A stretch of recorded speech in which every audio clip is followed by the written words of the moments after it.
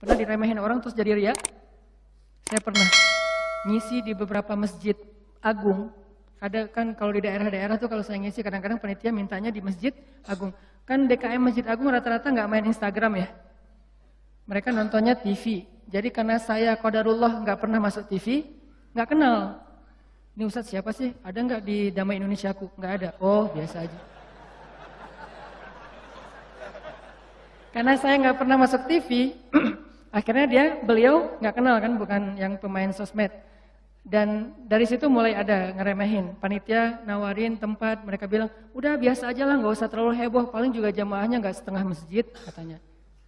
Saya dikasih tahu sama panitia, Ustadz, ini DKM-nya kayak gitu ngomongnya. Oh, kita lihat aja nanti. Mulai kan, riak nih. Terus saya datang, ternyata alhamdulillah qadarullah Allah yang melangkahkan kaki-kaki mereka rame nih sampai pelataran masjid. Pas rame DKM-nya bingung, ini Ustadz siapa sih kok bisa rame gini yang datang? Saya, ya sih. Riak nih. Mulai yuwaswis was-wasa. Jadi perang batin banget teman-teman sama setan. Bukan maunya saya, setan yang kayak gitu. Kita cuma punya dua pilihan, mengaminkan atau menolak. Kalau kita mengatakan iya sih, berarti kita membenarkan kata-kata setan di dalam hati, riya, sombong. Atau kita mengatakan astagfirullah, nggak mau kegoda gitu. Pas waktunya sholat maghrib, panitia biasa, panitia kan kenal pastinya ya. Ustadz dorong-dorong saya gitu kan. DKM nggak ngedorong, kan kepancing. Kenapa DKM nggak ngedorong? Ngelihat penampilan saya dari ujung rambut sampai ujung kaki kayak kurang meyakinkan gitu. Nih Ustadz bisa ngaji nggak sih? Ngelihat ujung kupluk. Di tengah kaos atau pakai kemeja, bawah celana jeans biasa. Ini bisa ngaji nggak ya? Akhirnya DKM kayak ragu-ragu gitu mau dorong saya jadi imam. Dalam hati, 5 menit lagi dengerin aja nanti. Wah, yuaswis, luar biasa. Karena didorong-dorong terus sama penitia, ya udah deh. Saya mau ya kalian yang dorong kan, dorong lagi dong. Didorong ya. Udah aja jadi imam. Ngimamin. Karena tadi diremehin sama DKM, kepancing dong. Wah, Ar-Rahman nih, gua keluarin sekalian.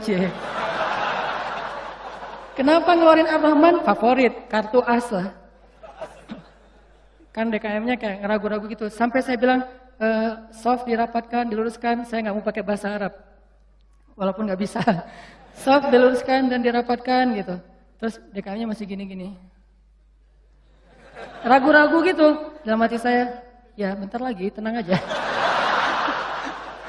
Wah, balik arah.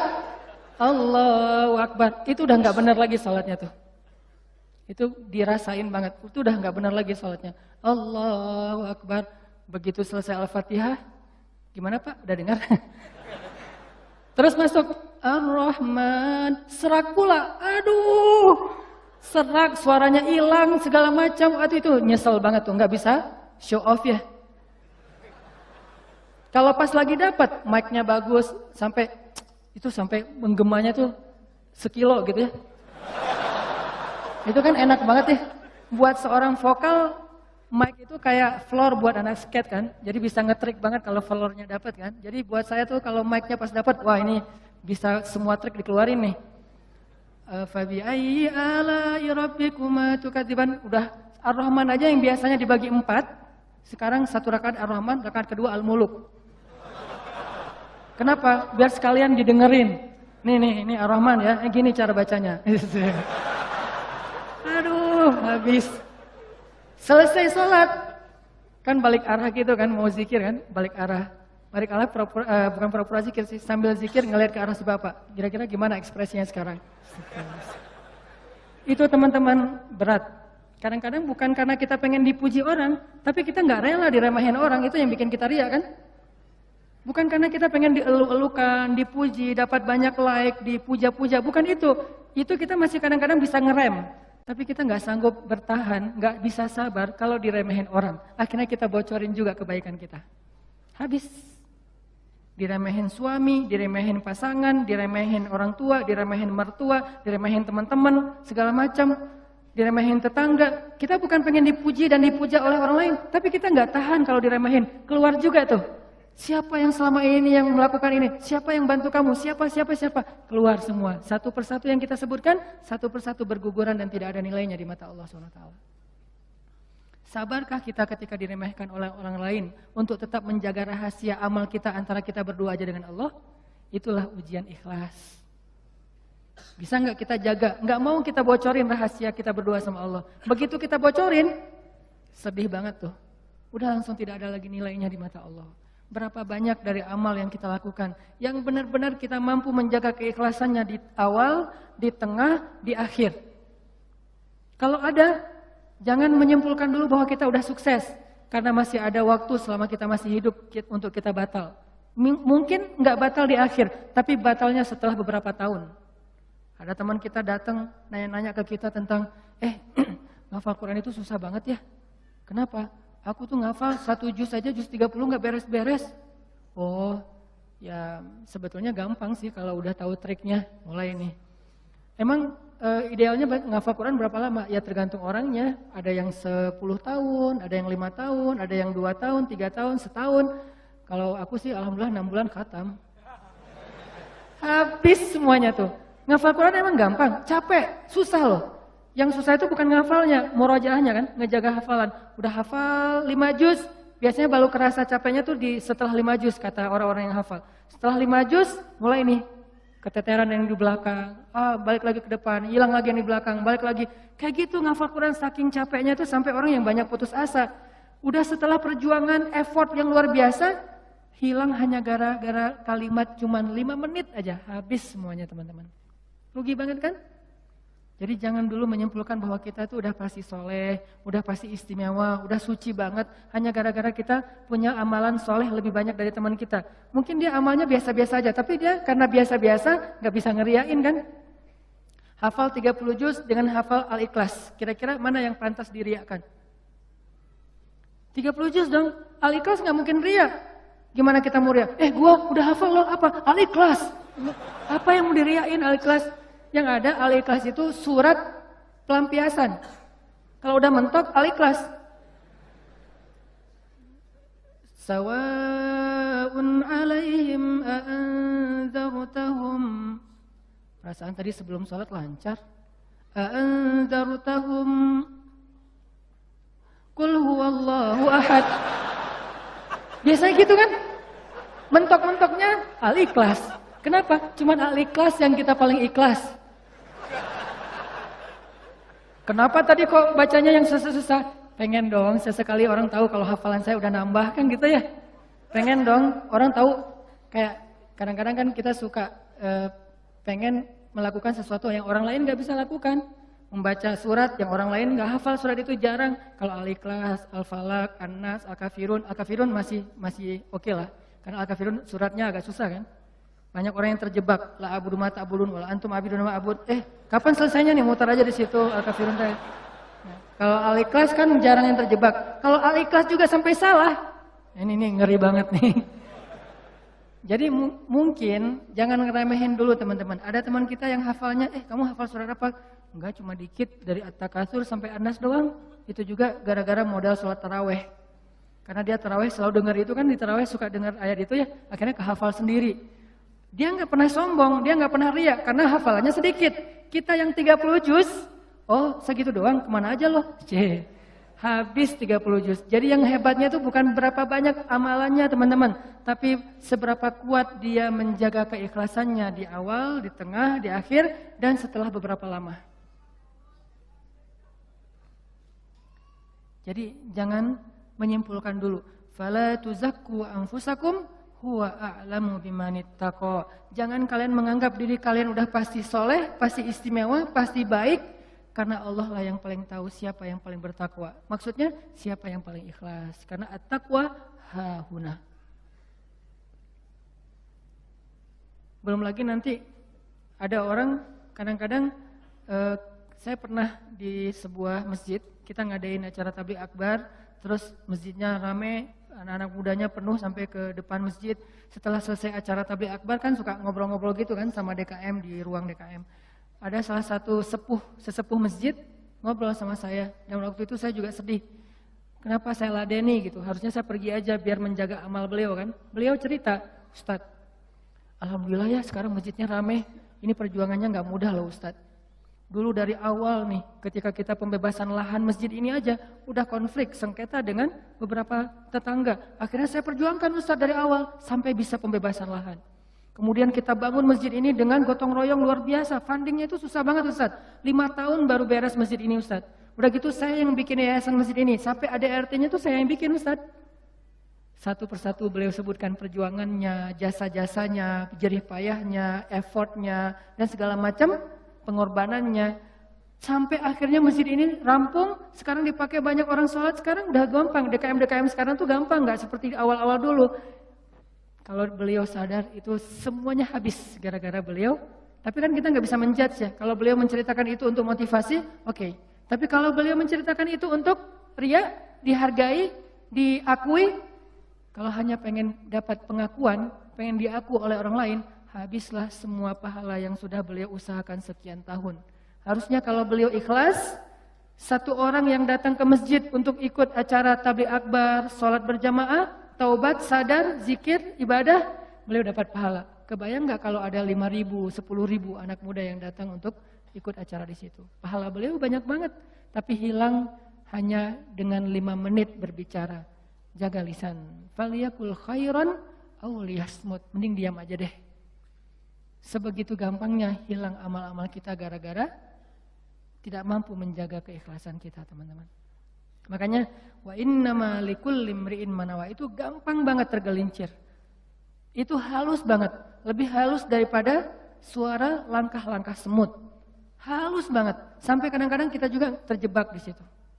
Makanya di zaman Nabi itu kan ada cerita seorang sahabat Ansor yang tidak terkenal ibadah-ibadahnya, tapi Nabi bilang huwa min ahlil jannah, dia itu ahli surga. Apa kelebihan dia? Apa ibadah dia? Ibadah dia itu ibadah batin. Ketika dikepoin sama beberapa orang sahabat, sama seorang sahabat, kalau nggak salah Abdullah bin Amr bin As, dia kepo datang ke rumahnya, ternyata rahasianya bukan ahli tahajud, bukan ahli sedekah, bukan ahli tilawah, bukan ahli kebaikan-kebaikan yang zahir. Dia kalau ngelakuin amalan yang zahir, yang standar-standar aja lah, yang wajib, yang kalau ditinggalkan pasti dosa, sholat pasti, cuman nggak ada yang lebih, biasa-biasa aja. Terus yang bikin dia istimewa, ternyata ibadah batin. Apa ibadah batin dia? Dia bilang, saya tidak pernah dengki kepada orang lain. Kalau ada orang yang dapat nikmat, saya orang pertama yang bahagia. Kalau ada orang yang dapat musibah, saya yang paling sedih. Kalau ada yang orang berbuat salah, saya langsung mendoakan dan memaafkan dia. Inilah ibadah batin dia, teman-teman. Makanya selain kita fokus memperbaiki ibadah zahir kita, sholat kita, cara takbir kita, cara semua ruku sujud kita, perbaiki juga ibadah batin kita. Karena kalau sampai ini rusak, yang lain sempurna, batal. Tapi kalau ini benar, yang lain cacat-cacat dikit, karena kita mungkin punya kekurangan, Allah yang akan perbaiki. Jadi ini teman-teman, tentang pentingnya belajar ikhlas. Dan ikhlas ini termasuk salah satu di antara ibadah juga. Jadi sekedar ikhlas saja itu udah ibadah. Sekedar niat aja itu udah ibadah. Belum melakukan udah jadi ibadah. Bukankah Nabi mengatakan siapa yang berniat berbuat baik lalu jadi melakukannya, maka dia mendapatkan 10 pahala kebaikan. Kalau dia berniat berbuat baik tidak jadi melakukannya, maka dia mendapatkan 1 pahala kebaikan. Siapa yang berniat berbuat buruk jadi melakukannya, maka dia dapat 1 dosa. Siapa yang berniat berbuat buruk tidak jadi melakukannya, dia dapat 1 pahala. Allah baik banget ya. Niat aja dikasih pahala, baru niat tuh. Sehingga para ulama mengatakan kalau begitu, ayo kita berniat yang banyak. Dan memperbanyak niat itu disebut dengan istilah ta'addudin niyah. Ta'addudin niyah, memperbanyak niat-niat yang baik. Saya pengen ini, saya pengen itu, saya pengen.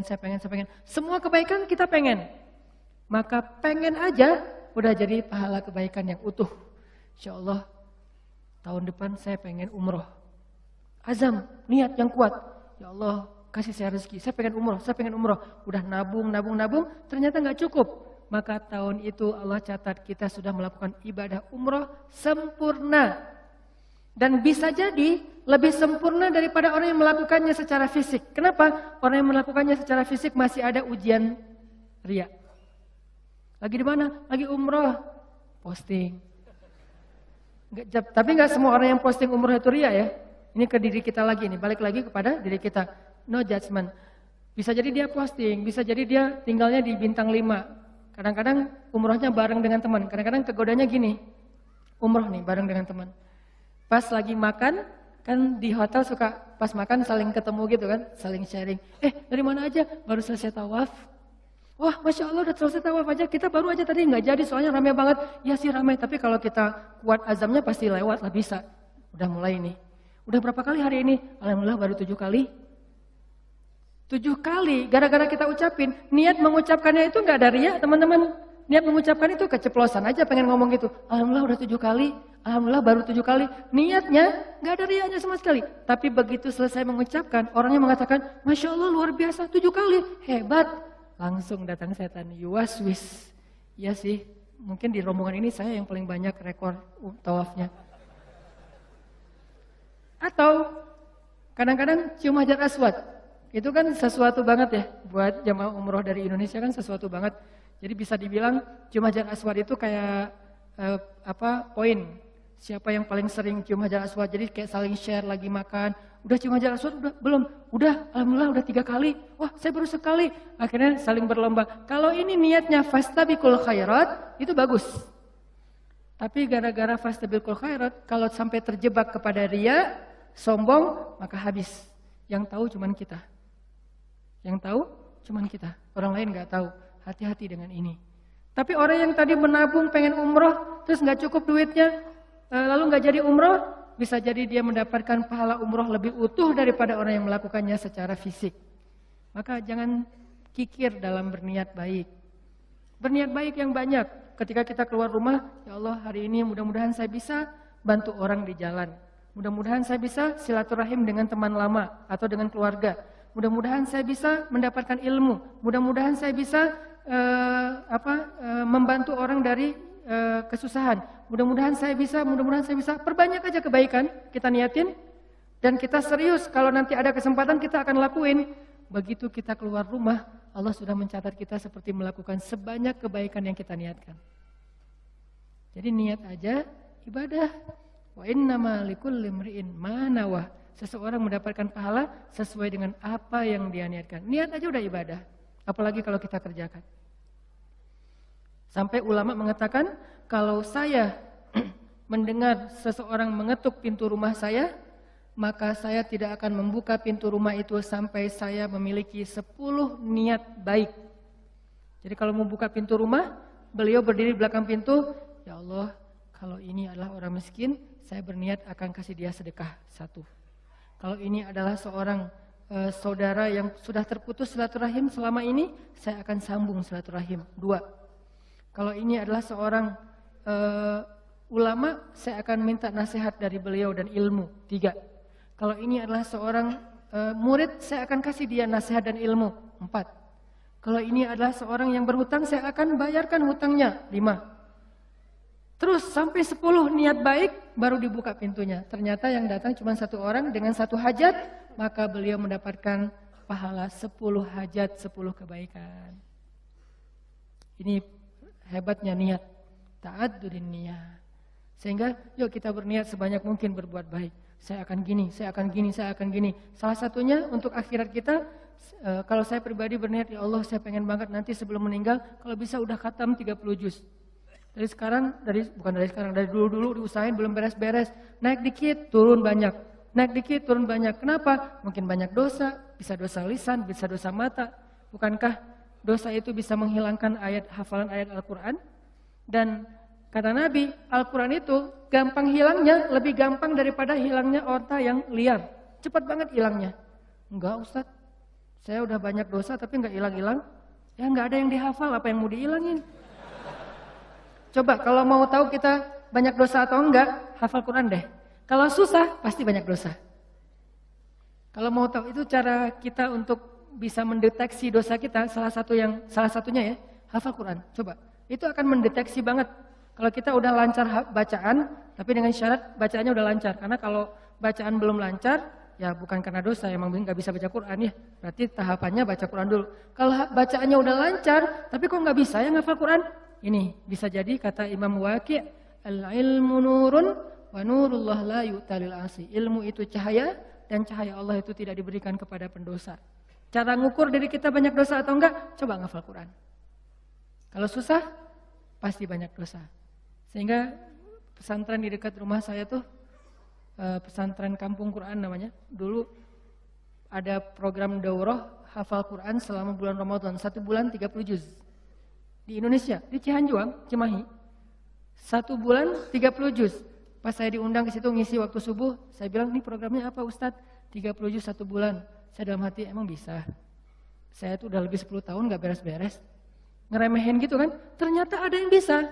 Dari sekian puluh siswa atau santri, ternyata sekitar hampir 10 orang khatam sebulan 30 juz, lancar teman-teman.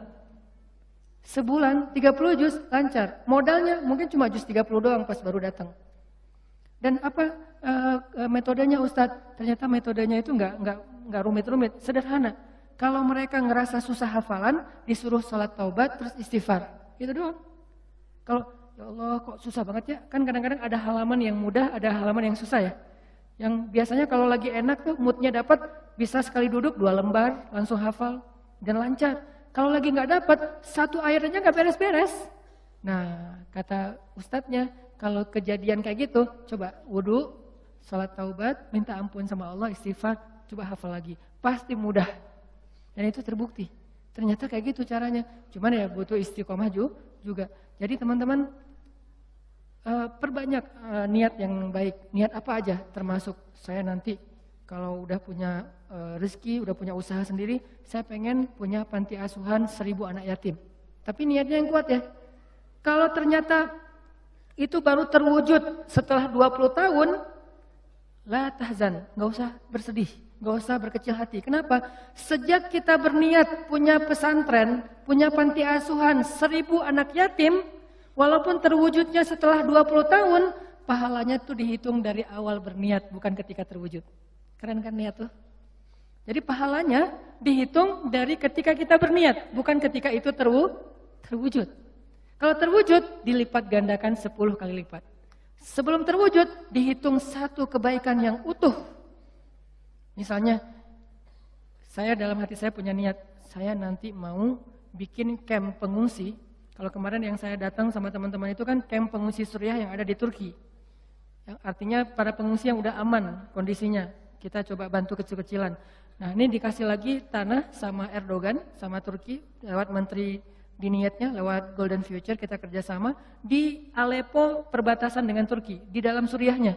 Yang gak bisa nyebrang, yang gak bisa ngungsi keluar negeri, maka ditampung di situ. Dikasih berapa hektar tanah, disuruh coba kalian bisa gak bikin camp di situ. Saya punya niat, saya akan coba bareng-bareng dengan Golden Future, harus punya camp di Aleppo bagian perbatasan Turki yang menampung minimal 100.000 pengungsi Suriah. Itu kan niatnya? Kapan terwujud? Allahu a'lam. Yang penting saya ikhtiar aja dulu dari sekarang. Mulai membangun sosmed, saya harus banyak followers. Kenapa? Makin banyak followers, insya Allah funding untuk kemanusiaan lebih gampang. Terus juga membangun jaringan beberapa tempat di seluruh Indonesia supaya kita kerja bareng-bareng untuk selain kemanusiaan di Suriah, kemanusiaan juga di Indonesia. Bikin kegiatan-kegiatan dakwah anak muda. Tapi salah satu target goal saya itu adalah bisa ngebantu korban-korban perang, bukan membantu perang, membantu korban perang. Kalau membantu korban perang kita datangnya bawa roti, bawa gandum, bawa obat-obatan. Kalau membantu perang kan bawa senjata ya, dan saya megang senjata juga belum pernah. Nah, niatnya 100.000 pengungsi di camp di dalam Suriah untuk membantu mereka. Kapan terwujud? Sebutlah 10 tahun lagi baru terwujud. Saya apakah baru dapat pahala setelah 10 tahun? Tahu? Enggak. Dari sejak awal saya berniat, kalau saya mampu ikhlas, maka saya mendapatkan pahala yang sama. Berarti setiap hari itu saya kayak ngasih makan 100.000 pengungsi Suriah di Aleppo. Setiap hari. Keren kan niat tuh? Kenapa kita nggak melakukan hal yang sama? Kenapa kita nggak berniat aja kayak gitu? Saya akan ikut juga dengan program Ustadz Hanan. Walaupun sekarang saya belum bisa support dana, tapi insya Allah kalau saya ada dana nanti saya pasti akan ikut nyumbang. Saya juga akan funding dengan teman-teman saya. Niatin aja. Dengan niat aja, kita udah ngasih makan anak yatim di Suriah itu 100.000 orang daily, setiap hari. Wa innama likulli imri'in ma nawa. Kenapa kita nggak berniat yang banyak kebaikan-kebaikan? Kenapa kita kikir dalam niat? Belum lagi nanti kita niatkan yang lain-lain. Saya punya niat misalnya pengen banget dengan kita mendakwahi anak-anak muda, dengan kita bikin sebuah gerakan anak muda, suatu saat dari mereka lahir seorang pemimpin yang saya sering ulang-ulang, yang hafiz Al-Quran, yang takut kepada Allah, yang ngimamin kita sholat di Masjid Istiqlal, dan yang muazzinnya adalah wakil presiden, yang imamnya presiden. Kalau itu terwujud, lalu makmumnya seluruh Indonesia, itu kan keren banget ya. Kalau belum terwujud, saya tetap dapat pahala niat itu kalau masih ikhlas. Berniatlah sebanyak mungkin. Berniatlah seluas mungkin. Jangan tanggung. Enggak kalau 100.000 kegedean, udah aja 10 orang. Kenapa tanggung-tanggung? Memangnya buat kita rugi kalau kita niat 100.000 orang kita kasih makan, udah aja niat. Tapi nggak mungkin tercapai. Siapa bilang nggak mungkin? Banyak hal yang sekarang saya alamin secara pribadi dan bersama teman-teman di Pemuda Hijrah, itu kejutan loh dari Allah. Dulu mungkin kita anggap itu mimpi. Mimpi bisa pergi ke Camp Suriah yang ada di Turki. Mimpi bisa dakwah ke anak-anak, teman-teman anak-anak muda bisa bareng-bareng. Mimpi bisa ini, bisa itu, segala macam. Itu kayak mimpi. Tapi Allah wujudkan. Kenapa? Intasdukillah yasdukka. Kalau kamu jujur kepada Allah, Allah juga akan jujur kepada kamu. Ya Bani Israel, azkuru ni'mati allati an'amtu alaikum, wa awfu bi'ahdi, ufi bi'ahdikum. Tunaikanlah janji kalian kepada aku tunaikan janji aku kepada kalian. Intasdukillah yasdukka, jujurlah kepada Allah, Allah jujur kepada kalian. Ihfazillah yahfazka, jaga Allah, Allah jaga kalian. Fadhkuruni azkurkum, ingat aku ingat kalian. Selalu kayak gitu, kaidahnya sama, walaupun redaksinya berubah-ubah. Yuk teman-teman, kita ta'addudun niyah, tajdidun niyah, perbanyak niat, perbaharui niat-niat kita. Berniatlah berbuat baik sebanyak mungkin semasa kita hidup. Saya mau gini, dari mulai berbuat baik kepada pasangan kita, kepada anak-anak kita, kepada keluarga besar kita, kepada tetangga kita, kepada masyarakat kita, kepada dunia. Banyak niat yang baik. Selama itu belum terwujud, kita tetap dapat pahala satu kebaikan yang utuh. Kalau terwujud, maka semua kebaikan itu dilipat gandakan minimal 10 kali lipat. Nggak ada ruginya. Yuk kita berakad dengan Allah Subhanahu wa taala. Yuk kita bermuamalah dengan Allah Subhanahu wa taala. Jaga niat kita, jangan tergoda untuk sombong dan riya. Kalau sesekali tergoda karena yuwaswisu fi sudurinas, istighfar. Astagfirullahalazim, ya Allah maafkan saya. Ini bukan maunya saya, tapi kayak kegoda gitu, kepancing gitu. Astagfirullah. Allah mudah-mudahan mengembalikan kembali pahala yang tadi hampir kebakar oleh api riya dan sombong kita. Barakallah, mudah-mudahan kita selalu istiqomah untuk mencas iman kita dalam majelis-majelis seperti ini. Teman-teman, ini adalah taman surga. Taman surga yang di bumi itu cuma ada 2. Satu Raudhah yang ada di Madinah, di Masjid Nabawi. Yang kedua Majalisul Ilmi wal Ulama, majelisnya ilmu dan majelisnya para ulama. Kalau kita pengen ngerasain berkahnya taman surga yang didoakan oleh malaikat, yang diridhoi oleh Allah, yang Allah turunkan banyak rahmat. Seperti Allah turunkan rahmat ke dalam surga kan, Allah turunkan rahmat ke surga itu banyak banget ya. Lebih banyak daripada jumlah tetes air hujan yang turun ke bumi loh. Setiap hari Allah turunkan rahmat. Di mana tempatnya? Di dalam majelis ilmu. Sabarlah duduk dalam majelis ilmu. Kadang-kadang entertainnya membuat kita nyaman, kadang-kadang kurang entertain. Bukan, itu nggak masalah. Itu cuman gimmick, itu cuman packaging. Yang jelas di dalam majelis ini, selama kita masih duduk, Allah terus ngasih rahmat buat kita. Rahmat itu berkucuran buat kita itu kayak air hujan, turun dalam kebaikan-kebaikan hidup kita. Sampai kita bangkit, keluar dari tempat ini, baru berhenti rahmat itu. Ustaz, kalau gitu saya nggak akan keluar. Ya, rahmat juga ada di luar. Bisa dengan membantu orang lain, bisa dengan, bukankah nanti ada hadis, membantu, menyelesaikan hajat seseorang, itu lebih baik daripada itikaf di masjid selama 60 tahun. Masjid apa? Masjid Nabawi loh. Menyelesaikan hajat seseorang lebih baik daripada itikaf di Masjid Nabawi 60 tahun. Riwayat yang lain 80 tahun. Artinya seumur hidup. Bukan berarti saya nggak akan hadir di majelis ilmu, bantu orang aja. Enggak. Kita lakukan sebanyak mungkin kebaikan. Fastabiqul khairat wasari'u ila maghfiratin min rabbikum wa jannah. Barakallah ya muqallibal qulub, tsabbit qulubana ala dinik. Ya musarrifal qulub, sarrif qulubana ila ta'atik. Ya Allah yang membolak-balikan hati, tetapkanlah hati kami dalam keikhlasan ya Allah. Tabahkan kami agar selalu mampu menjaga keikhlasan di dalam hati. Sabarkan kami agar tidak terpancing dengan godaan-godaan yang membuat kami riya, ya Allah. Agar tidak terpancing untuk dipuji, agar tidak terpancing untuk dihargai, agar tidak terpancing ketika diremehkan, agar tidak terpancing ketika orang bertanya tentang kebaikan-kebaikan kami. Ya Allah, bimbing kami, ya Allah. Ajarkan kami, ya Allah, bagaimana cara kami menjaga keikhlasan, menjaga amal-amal kami. Karena kami sadar, ya Allah, amal kami cuma sedikit dan belum sempurna. Kalau yang sedikit dan penuh cacat itu juga sampai terjebak dalam riya, lalu apa yang akan kami bawa pulang ke kampung akhirat kelak, ya Allah? Betapa rugi orang yang beramal soleh bertahun-tahun lamanya, hilang dalam hitungan menit gara-gara dia riya dengan kata-katanya, ya Allah. Kami berlindung kepadamu dari sombong dan riya. Kami berlindung kepadamu dari hawa nafsu dan bisikan syaitan. Ya muqallibal qulub, Rabbana la tuzigh qulubana ba'da idh hadaitana. Ya Allah, janganlah Engkau biarkan hati kami tergelincir setelah Engkau beri kami petunjuk, ya Allah. Jangan Engkau biarkan kami menjadi orang sombong justru setelah kami beramal soleh, ya Allah. Jangan Engkau biarkan kami menjadi orang yang merasa diri paling baik justru setelah kami bertaubat dan berhijrah, ya Allah. Kadang kami merasa seperti itu. Ketika kami pulang dari masjid, kami melihat teman kami duduk-duduk di jalan. Kami kadang merasa bahwa diri kami lebih baik daripada mereka. Padahal tidak ada yang menjamin akhir hayat seseorang kecuali Engkau, ya Allah. Kami pun tidak tahu apakah akhir hayat kami akan sebaik ini atau justru bertolak belakang dengan yang sekarang, ya Allah. Bisa jadi saat ini kami beramal soleh, tapi besok kami riya dan hanguslah semua pahalanya.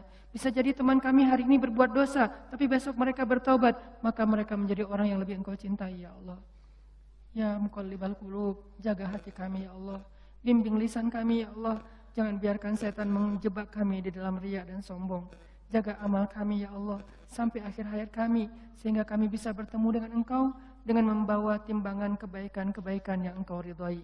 Rabbana atina fid dunya hasanah wa fil akhirati hasanah wa qina azabannar. Subhanakallahumma wa bihamdika asyhadu an la ilaha illa anta astaghfiruka wa atubu ilaik. Assalamualaikum warahmatullahi wabarakatuh.